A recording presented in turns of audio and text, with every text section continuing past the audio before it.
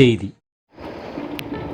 வணக்கம். விவி செய்திகளுக்காக ஊர் செய்திகள் வாசிப்பது ஸ்வர்ணா.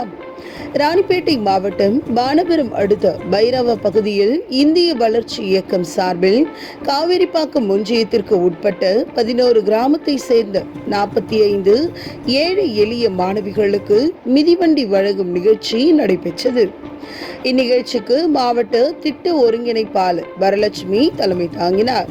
மாவட்ட ஒருங்கிணைப்பாளர் நரசிம்மன் வரவேற்றார். சிறப்பு அழைப்பாளராக பானவரம் காவல் உதவி ஆய்வாளர் முனீர் பாஷா, மாநில திட்ட இயக்குனர் சுமதி சாமுண்டீஸ்வரி கலந்து கொண்டு 3,15,000 ரூபாய் மதிப்பில் 45 மாணவிகளுக்கு வழங்கினார்கள்.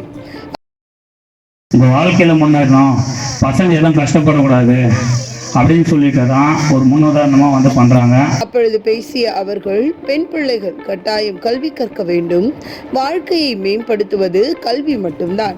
மாணவிகள் தங்களுக்கென்று இலக்கு வைத்து கொண்டு படித்து நல்ல மதிப்பெண் எடுக்க வேண்டும் என பேசினார்கள். அப்பொழுது திட்ட மேலாளர் பாஸ்கர், பூங்கொடி, சங்கீதா, ஒன்றிய கருத்தாளர்கள் ஜெயலட்சுமி, அல்பேரியா, சொப்னா, ரேகா, காயத்ரி, பிரீத்தி, பிரியா, யாமினி, விக்னேஸ்வரி மற்றும் மாணவிகள், பெற்றோர்கள், யுரேகா ஆசிரியர்கள், தன்னார்வல தொண்டர்கள் என பலர் கலந்து கொண்டு சிறப்பித்தனர்.